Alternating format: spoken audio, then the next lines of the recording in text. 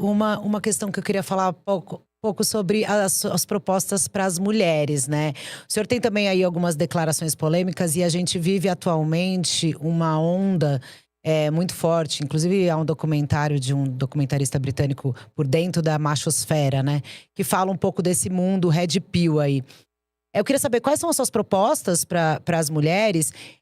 E há nessas discussões, inclusive, quem chegue a falar hoje ali nos Estados Unidos, em outros países já mais de direita, que as mulheres não deveriam nem ter direito a voto. Enfim, eu queria saber a sua opinião e suas propostas para as mulheres que hoje no Brasil representam a maior parte do eleitorado. De maneira objetiva, uma mulher se sente segura para andar na rua? Não. Assim como a maior parte dos homens não sentem, mas isso afeta as mulheres de uma maneira diferente que os homens. Lei e ordem para permitir que a mulher tenha o direito de ir e vir. Uma mulher se sente segura dentro de casa com cumprimento de penas ou com políticas velozes para impedir que um marido violento agrida elas? Não, ela não se sente segura. A gente vê, mesmo com a instituição das delegacias da mulher, um direito muito lento nisso. Uma outra coisa, as mulheres se sentem, nesse caso nem segura, contempladas por uma política educacional que trata as escolas como depósito de criança enquanto ela trabalha? Não. Muitas dessas mulheres se ressentem dos maridos que não pagam suas pensões. A forma como a justiça busca esse pagador de pensão vem sido eficiente? Não. Quando eu falo especialmente das mulheres mais humildes, isso aqui é o que de fato aflige a vida delas. As mulheres estão no mercado de trabalho, as mulheres, elas têm suas crianças, elas têm seus desafios, têm suas vidas profissionais, e a gente tem que permitir que elas executem, vamos dizer, seu exercício de cidadania da maneira mais simples e ampla possível. Hoje, o básico não é garantido para elas. A questão para mim vou falar isso sempre em termos mais abertos, isso não é garantido para quase ninguém no Brasil. Eu podia fazer uma clivagem, sabe, o negro, ele tem seus direitos garantidos, qual é a sua política pro negro? No fundo, é a mesma para as mulheres. Esse projeto de lei que combate a misoginia foi aprovado no Senado, já está na Câmara. O senhor defende? O senhor aprova? Populismo puro e simples. O senhor é contra? Populismo puro e simples. Não é necessário ter uma medida legal para proteger, impedir que mulheres sejam vilipendiadas em redes, por exemplo? Se alguém cometer uma calúnia, uma injúria, uma difamação, hoje a legislação ela contempla as formas das pessoas se defenderem. Agora, você cria espaços cinzentos para arbitrariedades, para discussões, por vezes, bizantinas. Eu vi uma discussão, nem sei se foi aqui no UOL, sobre, olha, uma mulher sendo interrompida no ambiente de trabalho é qualificado como misoginia. Entendi, e aí isso vai ser equiparado à injúria racial? Pô, quer dizer, se eu interromper uma mulher numa reunião, eu vou estar cometendo algo similar a uma injúria racial? É óbvio que isso não é razoável. É óbvio que essas discussões são irrazoáveis, elas estão andando com agendas identitárias. E nesse sentido, eu acho que isso não é bom para as mulheres, para os homens, para a gente que quer constituir família, não é bom para ninguém. Os critérios têm que ser objetivos nesse sentido. E quando a gente vai abrindo o escopo, isso aqui é uma misoginia, eu tenho que descobrir, isso aqui agora é misoginia, se eu interromper uma mulher na discussão, é misoginia ou não? Se eu interromper a Carla numa fala, eu vou ser preso ou não? Que isso? Então, assim, a diferença do remédio pro veneno é a dose. E a dose, em certas políticas identitárias, está passando muito do aceitável. E me assusta a direita bolsonarista que acha que tudo é uma armadilha eleitoral e quer, não, vou votar a favor. Não quer nem trazer discussão. E isso, desculpa pessoal, isso aqui não tem nada a ver com... Eu acho o movimento Red Pill tosco, ridículo, eu não tenho nada a ver com isso aí. Agora, eu tenho familiares, eu tenho irmãs, e assim, não é uma discussão com interrupções ou uma pretensa misoginia que traz medo para essas pessoas. É andar na rua e ser assaltada. Essa é a grande preocupação da maior parte das mulheres. Carla? Não, claro, e as mulheres também são mortas pelos seus companheiros, há um feminicídio e aí nessa onda Red Pill há aí um crescimento de diminuir o papel da mulher, né?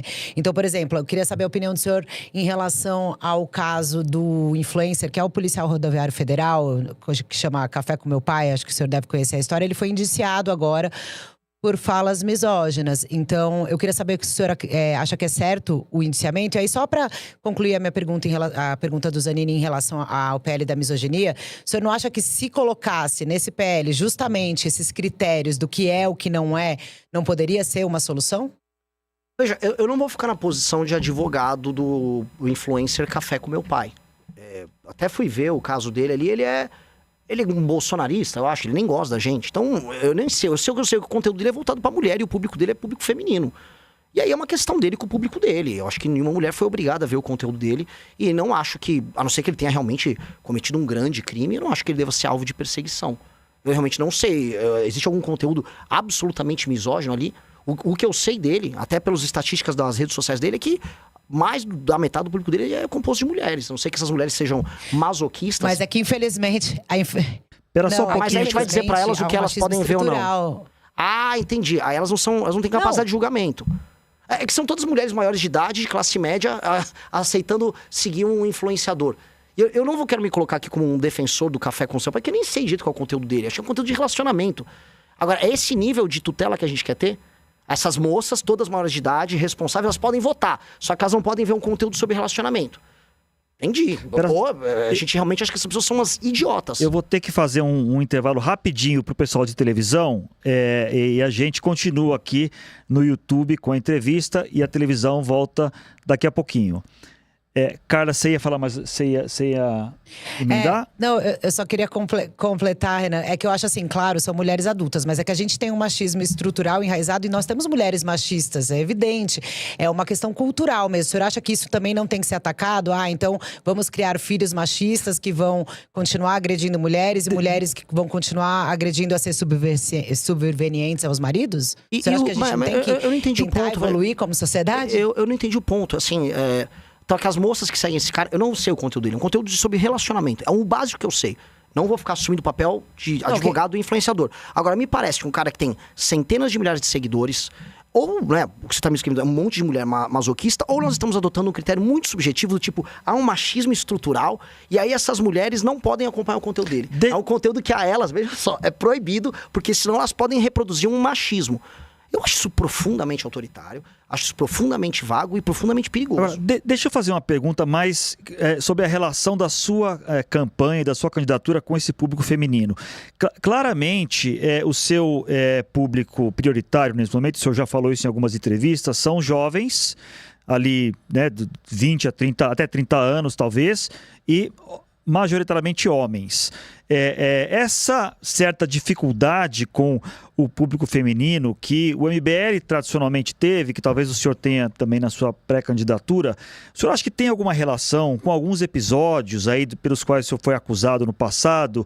Acho que o mais notório deles, embora não seja o senhor diretamente a pessoa que falou aquelas frases famosas, foi o Arthur Duval, vulgo Mamãe Falei, né, naquela célebre viagem à Ucrânia, frases que eu acho que não preciso nem repetir aqui, mas o fato é que o senhor estava na viagem também, o senhor estava do lado dele, não sei se o senhor ouviu ele falando essas frases, mas enfim, o senhor acha que tem alguma resistência, esse passado de algumas críticas a comportamentos com mulheres pode, de alguma maneira, influenciar nessa dificuldade que o senhor pode ter na campanha e se o senhor aceita e admite que cometeu alguns exageros e alguns erros com esse público no passado? Não é. É que o fenômeno da direita em rede social, ele é bem especial. Todo fenômeno de vanguarda à direita, ele tem de ser mais jovem e mais masculino.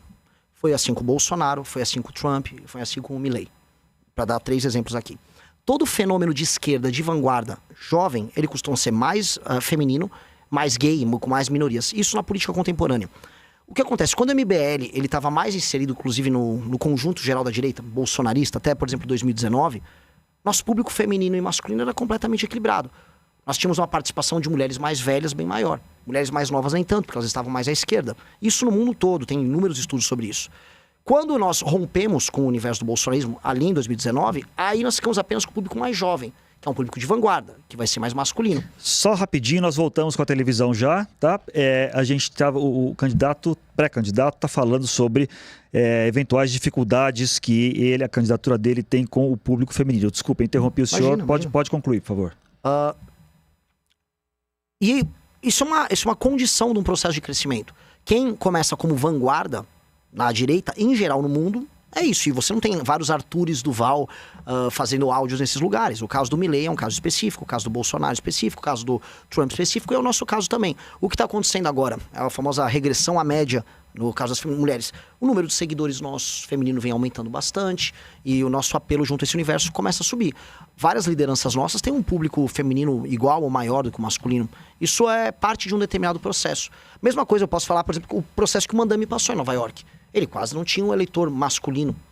Ele passou por um processo também de conquista ao longo do tempo. Isso é parte do jogo, isso é parte de um processo de novidade política. Eu volto a colocar, a gente vai pegar um público intelectualmente muito curioso.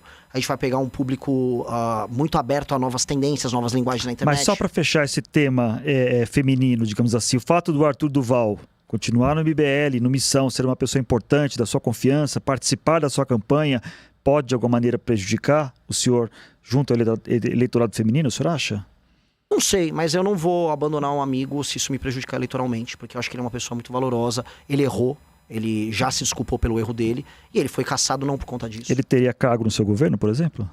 Não sei se ele teria saco para ser o ministro, não acho que não é muita pegada dele não. O Arthur ele tá agora num processo de construção de lideranças, ele tá rodando o Brasil, ajudando a formar novos líderes. Não é uma discussão que a gente teve. Gostou do vídeo? Para mais vídeos como esse, se inscreva no canal Radar da Onça, deixe o like, comente abaixo o que achou e compartilhe com seus amigos. Te vejo no próximo vídeo.